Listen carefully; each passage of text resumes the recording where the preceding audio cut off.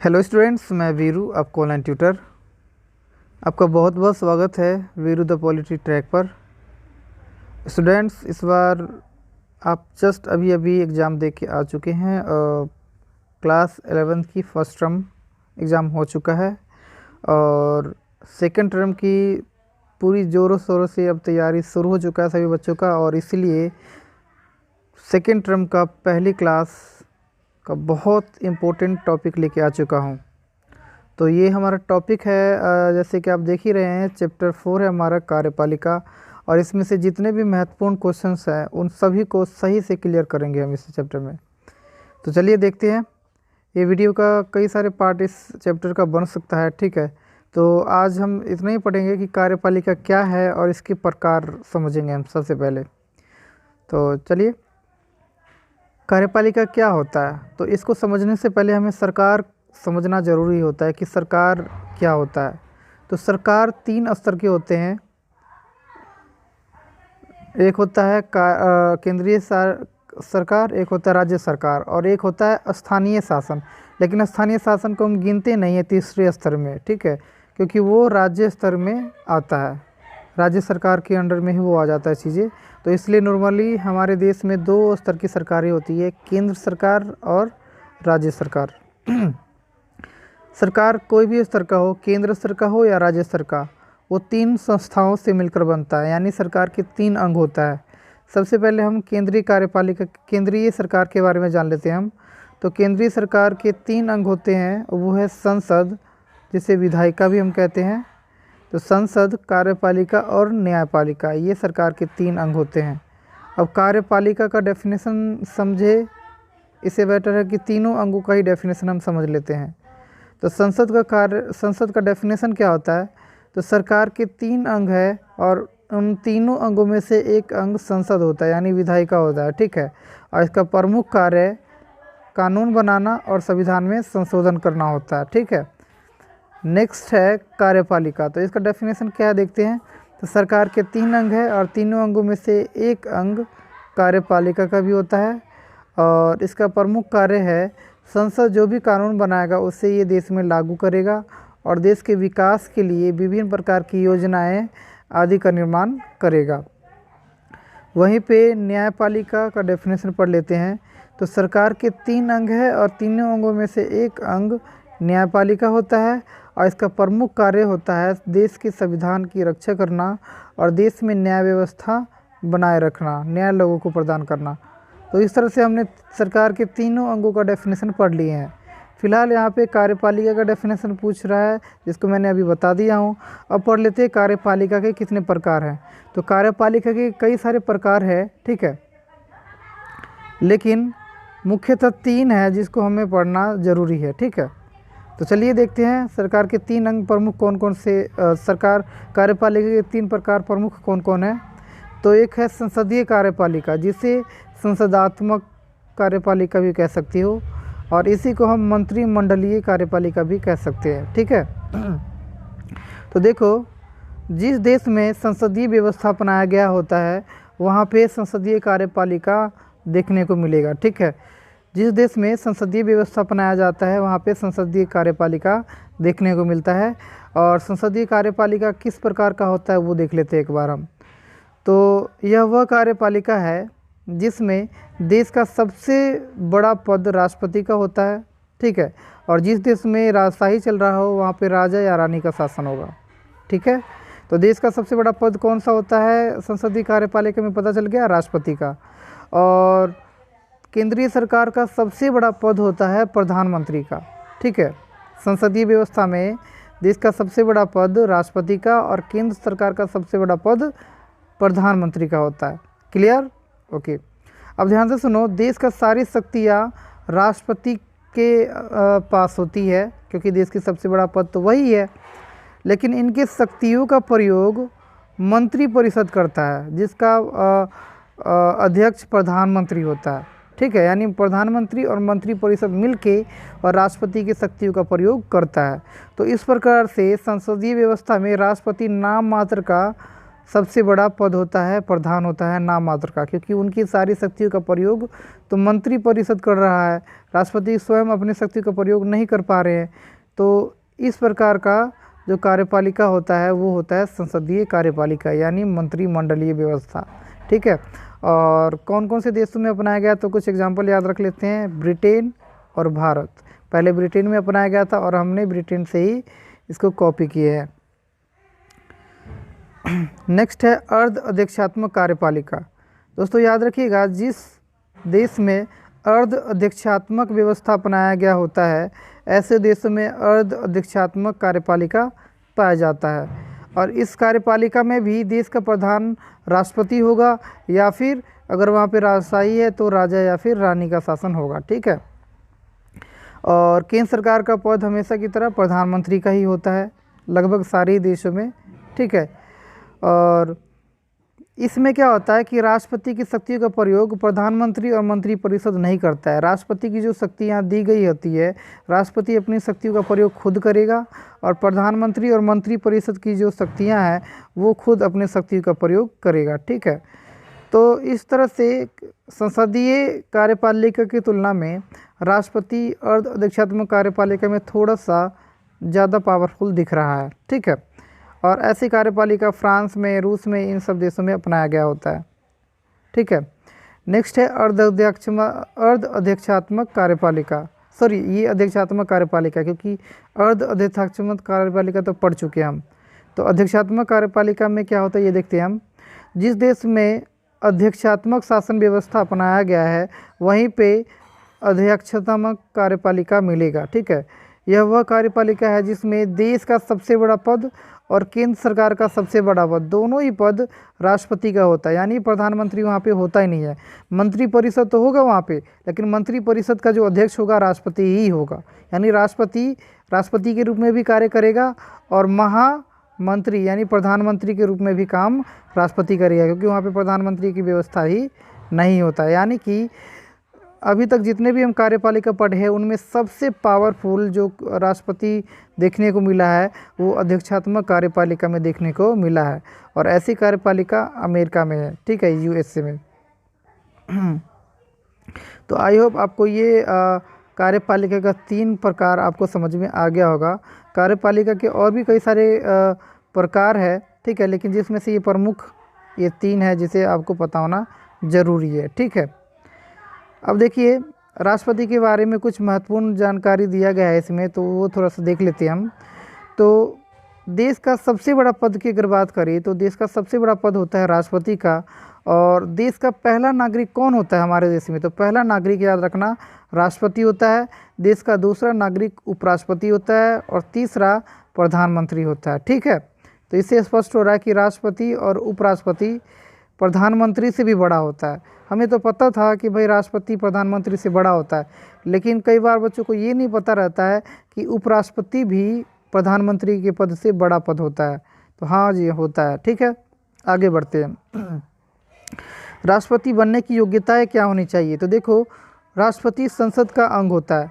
लोकसभा, राज्यसभा और राष्ट्रपति ये संसद का 3 अंग है और तीनों अंगों से मिलकर ही संसद बनता है।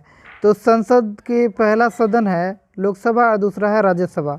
तो लोकसभा के सदस्य बनना है तो कम से कम आयु होना चाहिए 35, राज्यसभा के सदस्य बनना है तो कम से कम आयु चाहिए 30 और राष्ट्रपति बनना है आपको तो कम से कम आयु आपको चाहिए 35 वर्ष, ठीक है। तो 35 वर्ष की आयु होना चाहिए। और हाँ, देश में किसी भी अधिकारी की अगर योग्यता पूछे तो सबसे पहला पॉइंट होना चाहिए कि भारत का नागरिक, जो मैं यहाँ पे लिखना भूल गया, भारत का नागरिक होना चाहिए, ठीक है। ये ज़रूरी ही है जो आपको लिखना चाहिए, भारत का नागरिक हो। दूसरा, राष्ट्रपति के अगर आयु पद पे जाना चाह रहे हो आप तो कम से कम आपकी 35 वर्ष आयु होना अनिवार्य है। नेक्स्ट, संसद के दोनों सदनों के सदस्य बनने की योग्यता हो और किसी भी लाभप्रद पद पर नहीं होना चाहिए और पागल व दिवालिया घोषित नहीं होना चाहिए। तो ये राष्ट्रपति बनने की योग्यता है। नेक्स्ट है, राष्ट्रपति का चुनाव किस प्रणाली के द्वारा होता है, तो याद रखिएगा राष्ट्रपति के चुनाव का वर्णन अनुच्छेद 54 में किया गया है। राष्ट्रपति के चुनाव कैसे होगा इसका वर्णन अनुच्छेद 54 में किया गया है और 54 में बताया गया है कि राष्ट्रपति का चुनाव पीआर प्रणाली के द्वारा होगा, अर्थात समानुपातिक प्रतिनिधित्व प्रणाली के द्वारा। और इस प्रणाली का एक और नाम है एकल संक्रमणीय मत जीत प्रणाली, ठीक है। इस प्रणाली के द्वारा राष्ट्रपति का चुनाव होता है, ठीक है। राष्ट्रपति के चुनाव जनता के द्वारा प्रत्यक्ष रूप से नहीं होता है, अप्रत्यक्ष रूप से होता है। कैसे? तो देखो, राष्ट्रपति का चुनाव में कौन कौन वोट डालते हैं। तो देश में जितने भी एमएलए जो जनता के द्वारा चुन के आए हैं या अप्रत्यक्ष रूप से चुन के आए हैं, ठीक है। सिंपल सी एक बात कहना चाहता हूँ, राष्ट्रपति के चुनाव में कौन वोट डाल सकता है? तो राष्ट्रपति के चुनाव में देश के सारे चुने हुए एमएलए और सारे चुने हुए एमपी, ठीक है, भाग लेंगे राष्ट्रपति के चुनाव में, ठीक है। देश के सारे निर्वाचित एमएलए और देश के सारे निर्वाचित एमपी ही इनके चुनाव में भाग लेते हैं। और इन निर्वाचित एमएलए और एमएलएज और निर्वाचित एमपीज़ के समूह को हम क्या कहेंगे? निर्वाचन मंडल, ठीक है, जो राष्ट्रपति के चुनाव में भाग लेते हैं। राष्ट्रपति का जब चुनाव हो जाता है तो कितने साल के लिए चुनाव होता है? तो 5 साल के लिए होता है। कितने साल के लिए? 5 साल के लिए। और 5 साल से पहले उनको कोई भी पद से नहीं हटा सकता है, क्योंकि देश का सबसे बड़ा पदाधिकारी वही है, उनको कौन हटा सकता है। लेकिन अगर वो शक्तियों का दुरुपयोग करे तो ऐसे में संसद है उन पर महाभियोग लगाएगा अनुच्छेद 61 के द्वारा, और महाभियोग दोनों सदनों से पास हो जाता है तो राष्ट्रपति को इस्तीफ़ा देना पड़ जाता है, अपना पद छोड़ना पड़ जाता है। तो इससे स्पष्ट होता है कि राष्ट्रपति का चुनाव अनुच्छेद 54 के द्वारा होता है, और उनको पद से हटाना हो तो अनुच्छेद 61 के द्वारा हटाया जा सकता है, ठीक है। नेक्स्ट है वेतन व भत्ते। उनको वेतन और भत्ते कितना मिलता है? तो भाई 5 लाख महीने का मिलता है उनको, जो देश में सबसे ज़्यादा उन्हीं का सैलरी है। और इसके साथ साथ बंगला, गाड़ी और भी बहुत सारी फैसिलिटीज़ उनको मिलता है। और उनको जो भी सैलरी मिलता है वो टैक्स फ्री होता है, उन पर टैक्स नहीं लगता है। नेक्स्ट क्वेश्चन है कि शपथ उनको कौन दिलवाता है राष्ट्रपति को? तो राष्ट्रपति खुद ही देश का सबसे बड़ा पदाधिकारी है, उनको कौन शपथ दिला सकता है? लेकिन फिर भी राष्ट्रपति को पद पे कोई भी जाते हैं चुन के, तो उनको शपथ दिलाने के कार्य देश का जो सर्वोच्च न्यायालय है उनके मुख्य न्यायाधीश ही उनको शपथ दिलवाता है, ठीक है। तो आई होप इनके बारे में थोड़ा बहुत समझ में आ गया होगा राष्ट्रपति के बारे में। अब राष्ट्रपति का चुनाव कैसे होता है तो मैंने अभी जस्ट बताया ही था कि कैसे होता है, लेकिन फिर भी एक बार फटाफट एक बार नज़रों में देख लेते हैं। राष्ट्रपति का चुनाव किस प्रकार होगा, इसका वर्णन अनुच्छेद 54 में किया गया है। और अनुच्छेद 54 में बताया गया है कि राष्ट्रपति का चुनाव एक पृथक निर्वाचन मंडल के द्वारा, अच्छा पृथक निर्वाचन मैं बार बार बोल देता हूँ, इसके लिए सॉरी। राष्ट्रपति के चुनाव एक निर्वाचन मंडल के द्वारा होगा, और इस निर्वाचन मंडल में देश के सारे निर्वाचित एमएलएज और निर्वाचित एमपीज़ शामिल होंगे, क्योंकि निर्वाचित एमएलएज और निर्वाचित एमपीज़ ही राष्ट्रपति के चुनाव में वोट डालते हैं। और राष्ट्रपति का चुनाव अप्रत्यक्ष रूप से होता है, ठीक है, और पीआर प्रणाली के द्वारा, जो नीचे आपको पता ही है पीआर प्रणाली को 2 नाम दिया गया है, समानुपातिक प्रतिनिधित्व प्रणाली, एकल संक्रमणीय मत प्रणाली, ठीक है। नेक्स्ट क्वेश्चन है, नेक्स्ट बात यहाँ पे आता है कि राष्ट्रपति के चुनाव में जितने भी उम्मीदवार राष्ट्रपति के चुनाव के लिए लड़ते हैं, ठीक है, तो उन्हें एमएलएज और एमपीज़ ही वोट देते हैं, जैसे मैंने बता ही दिया हूँ पहले ही। यह वोट वरीयता के अनुसार दिया जाता है। वरीयता क्या होता है मैं अभी बता दूंगा।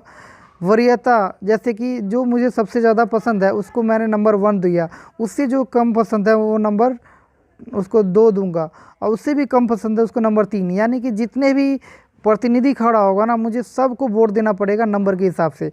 और नंबर 1 जिसको दिया गया है उसकी वोट की अहमियत सबसे ज़्यादा होगा, ठीक है। नंबर 2 उससे कम होगा, नंबर 3 उससे कम, ठीक है। तो इस तरह से वोट दिया जाता है, और चुनाव में जितने भी प्रतिनिधि खड़ा ना सबको ही देना पड़ेगा वोट इसमें, ठीक है। अगर किसी को अगर हमने छोड़ दिए तो इससे क्या होगा कि उनको मतलब उनका वोट है ना कैंसिल ही माना जाएगा, ठीक है। तो यहाँ पे देख ही रहे हैं, मुझे सबसे ज़्यादा पसंद अगर केजरीवाल है तो केजरीवाल को वोट दिया। फिर उसके बाद मुझे अमित शाह पसंद है तो मैंने अमित शाह को वोट दिया। फिर उसके बाद मुझे पसंद है मोरारजी देसाई तो उनको वोट दिया। फिर प्रणब मुखर्जी को वोट दिया और फिर लास्ट में चौधरी चरण सिंह पसंद थे तो उनको मैंने वोट दिया। यानी जो जैसा पसंद था उनके हिसाब से मैंने अपना अपना वोट दिया हूँ। तो मेरा वोट सबसे पहले केजरीवाल को जाएगा। अगर केजरीवाल अगर विजय नहीं हो पाते हैं तो अमित शाह को मेरा वोट चला जाएगा। तो इस तरह से चीज़ें होती है। तो मैंने इस वीडियो में बताया हूँ कि राष्ट्रपति का चुनाव कैसे होता है, ठीक है, और कार्यपालिका कितने प्रकार के हैं, ठीक है। अब राष्ट्रपति के पास विशेष अधिकार क्या होता है ये भी देख लेते हैं। तो राष्ट्रपति के विशेष अधिकार की अगर बात करें तो एक पॉकेट वीटो होता है और एक अध्यादेश होता है। पॉकेट वीटो का वर्णन अनुच्छेद 111 में किया गया है और अध्यादेश का वर्णन 123 में किया गया है, 1 to 3 में, ठीक है। पॉकेट वीटो क्या होता है? तो देखो राष्ट्रपति के पास कई प्रकार के प्रस्ताव आते रहते हैं ताकि उनके ऊपर हस्ताक्षर राष्ट्रपति कर सके और उसे लागू कर सके। और राष्ट्रपति के पास कई बार जब टाइम नहीं रहता है तो ऐसे में राष्ट्रपति पॉकेट वीटो का प्रयोग करके और उसे कुछ समय देरी से मंजूरी दे सकता है, ठीक है। मतलब किसी भी प्रस्ताव को देरी से मंजूरी देने का ये अधिकार है राष्ट्रपति के पास कि भाई अभी मेरे पास टाइम नहीं है तो 10 दिन बाद वो मंजूरी इस प्रस्ताव को दे सकता है। तो यही पॉकेट वीटो हुआ, ठीक है। और अध्यादेश क्या होता है? तो अध्यादेश एक अस्थायी कानून है। संसद जो भी कानून बनाता है वो हमेशा के लिए कानून बनाया जाता है, मतलब अस्थायी कानून होता है वो, ठीक है। लेकिन अध्यादेश एक अस्थायी कानून है जो कुछ मतलब 1-1.5 महीने के लिए ही लागू हो पाता है, मतलब 6 सप्ताह के लिए लागू हो पाता है, ठीक है। तो देखो जब संसद के दोनों सत्र अगर चल नहीं रहे होते हैं ना तो ऐसे में देश में कोई ऐसे मुसीबत आ गया, परेशानी आ गया कि देश में कानून बनाना ज़रूरी हो और संसद के दोनों सदनों का सत्र चल ही नहीं रहे, तो ऐसे में राष्ट्रपति अध्यादेश जारी करके और उस पर कानून बना सकता है। लेकिन ये कानून ये टेम्परेरी कानून है, ये अध्यादेश क्या है? एक टेम्परेरी कानून, अस्थायी कानून है, ठीक है। लेकिन जब संसद के दोनों सदनों का सत्र चलना शुरू हो जाता है और दोनों सदनों से ये अनुमति मिल जाता है कि हाँ ये कानून लागू रहे, तो ये अस्थायी कानून हमेशा के लिए लागू हो जाएगा, ठीक है। तो ये अध्यादेश एक प्रकार का अस्थायी कानून है जो देश के सिचुएशन के हिसाब से ये लाया जाता है राष्ट्रपति के द्वारा, ठीक है। आप यहाँ पे पढ़ के देख सकते हैं, मैंने बहुत बढ़िया तरीके से बता रखा हूँ। जब संसद के दोनों सदनों के सत्र नहीं चल रहा हो और देश में एक महत्वपूर्ण कानून बनाना अनिवार्य हो तो ऐसे में मंत्रिमंडल की सलाह पर राष्ट्रपति अध्यादेश जारी कर सकता है, ठीक है। और यह अध्यादेश एक अस्थायी कानून होता है जो संसद द्वारा बनाए गए कानून के जैसा ही बिल्कुल समान होता है, लेकिन यह संसद से अनुमति 6 सप्ताह के अंदर अंदर लेना पड़ता है। अगर 6 सप्ताह के अंदर अगर संसद से अनुमति मिल गया तो ये अस्थायी कानून अस्थायी कानून बन जाएगा, हमेशा के लिए कानून बन जाएगा, ठीक है। और अगर नहीं हो पाता है तो ये अध्यादेश के द्वारा जो बनाया गया कानून है ये अपने आप ही ये कानून समाप्त हो जाएगा। तो बस आज के लिए इतना ही दोस्तों। अगर वीडियो अगर थोड़ा सा भी अच्छा लगा होगा तो प्लीज़ लाइक शेयर कमेंट और सब्सक्राइब कर दीजिएगा और साथ ही बेल आइकन को दबा लीजिएगा ताकि हमारा न्यू वीडियो का नोटिफिकेशन जल्दी मिल जाए। Thank you so much.